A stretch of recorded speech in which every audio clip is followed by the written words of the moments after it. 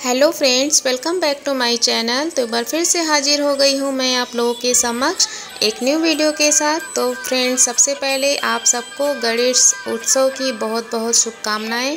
और अभी गणेश उत्सव चल रहा है, तो फ्रेंड्स इसी से संबंधित मैं आज अपना व्लॉग स्टार्ट कर रही हूँ। तो फ्रेंड्स आइए चलिए शुरू करते हैं। तो फ्रेंड्स, जैसा कि हम सब जानते हैं कि गणेश उत्सव जो है वो गणेश चतुर्थी के रूप में मनाया जाता है। और पौराणिक कथाओं के मुताबिक भादो माह के शुक्ल पक्ष की चतुर्थी तिथि के दिन भगवान गणेश का जन्म हुआ था, और इसीलिए इस दिन को गणेश चतुर्थी के रूप में मनाया जाता है। भगवान गणेश के जन्मोत्सव के दिन लोग उन्हें अपने घरों में लेकर आते हैं और विधि विधान से 11 दिनों तक उनका पूजन करते हैं। हालांकि कई लोग 3 दिन, 5 दिन, 7 दिन, 9 दिन भी रखते हैं। फ्रेंड्स, गणेश उत्सव जो है वो 10 दिनों तक बड़ी ही विधि विधान के साथ पूजा की जाती है। और किसी भी नए काम की शुरुआत से पहले भगवान गणेश की पूजा करने की परंपरा है। गणेश जी को विघ्नहर्ता कहा जाता है, जो आपके जीवन में आने वाले सभी दुख दर्द को दूर करते हैं। गणेश उत्सव मनाने की परंपरा महाराष्ट्र में छत्रपति शिवाजी महाराज के समय से ही हुई है।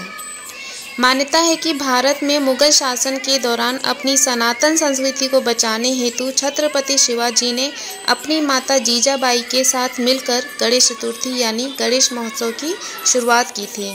छत्रपति शिवाजी द्वारा इस महोत्सव की शुरुआत करने के बाद मराठा साम्राज्य के बाकी पेशवा भी गणेश महोत्सव मनाने लगे।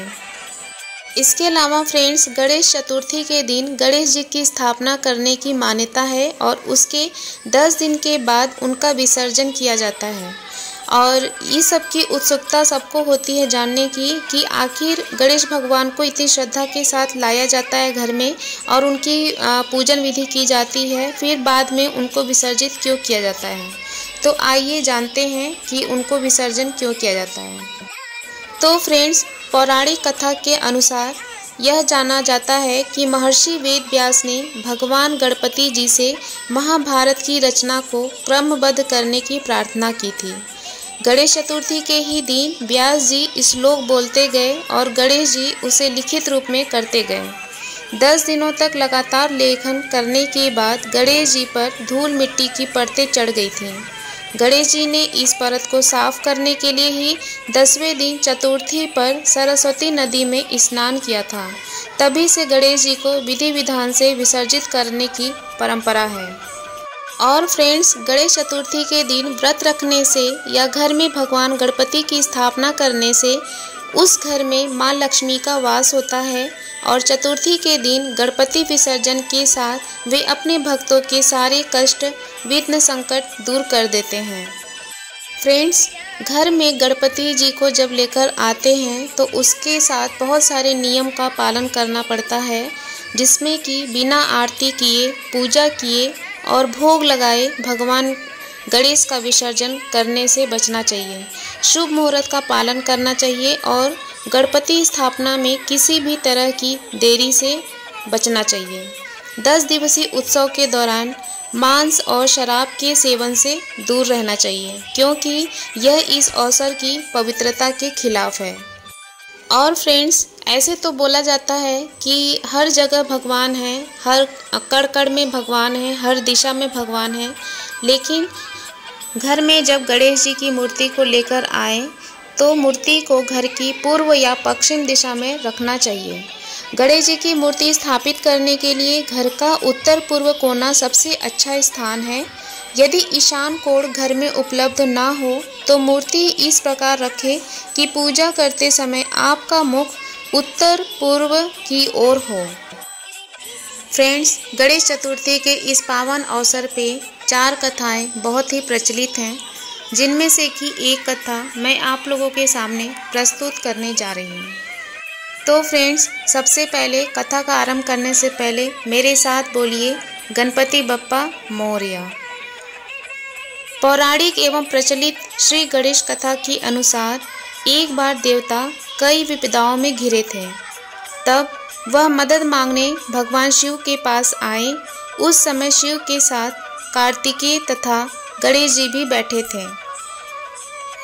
देवताओं के बात सुनकर शिव जी ने कार्तिकेय व गणेश जी से पूछा कि तुम में से कौन देवताओं के कष्टों का निवारण कर सकता है। तब कार्तिकेय व गणेश जी ने दोनों ने ही स्वयं को इस कार्य के लिए सक्षम बताया। इस पर भगवान शिव ने दोनों की परीक्षा लेते हुए कहा कि तुम दोनों में से जो सबसे पहले पृथ्वी की परिक्रमा करके आएगा वही देवता की मदद करने जाएगा। भगवान शिव के मुख से ये वचन सुनते ही कार्तिकेय अपने वाहन मोर पर बैठकर पृथ्वी की परिक्रमा के लिए निकल गए। परंतु गणेश जी सोच में पड़ गए कि वह चूहे के ऊपर चढ़कर सारी पृथ्वी की परिक्रमा करेंगे तो इस कार्य में उन्हें बहुत समय लग जाएगा। तभी उन्हें एक उपाय सूझा। गणेश अपने स्थान से उठे और अपने माता पिता की 7 बार परिक्रमा करके वापस बैठ गए। परिक्रमा करके लौटने पर कार्तिकेय स्वयं को विजेता बताने लगे। तब शिव जी ने श्री गणेश जी से पृथ्वी की परिक्रमा करने का कारण पूछा। तब गणेश जी ने कहा, माता पिता के चरणों में ही समस्त लोक है। यह सुनकर भगवान शिव ने गणेश जी को देवताओं के संकट दूर करने की आज्ञा दी। इस प्रकार भगवान शिव ने गणेश जी को आशीर्वाद दिया कि चतुर्थी के दिन जो तुम्हारा पूजन करेगा और रात्रि में चंद्रमा को अर्घ्य देकर उसके तीनों ताप यानी दैहिक ताप, दैविक ताप और भौतिक ताप दूर होंगे। इस व्रत को करने से व्रतधारी के सभी तरह के दुख दूर होंगे और उसी जीवन के भौतिक सुखों की प्राप्ति होगी। चारों तरफ से मनुष्य की सुख समृद्धि बढ़ेगी, पुत्र पौत्रादि धन ऐश्वर्य की कमी नहीं रहेगी।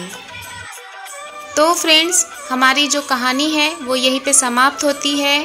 और गणेश उत्सव के इस पावन अवसर पर जो ये मेरी आज की वीडियो है ये आप लोगों को कैसी लगी इसे कमेंट बॉक्स में लिख के ज़रूर बताइएगा फ्रेंड। तो मिलते हैं अपने एक नए वीडियो के साथ, तब तक के लिए बाय बाय, सी यू।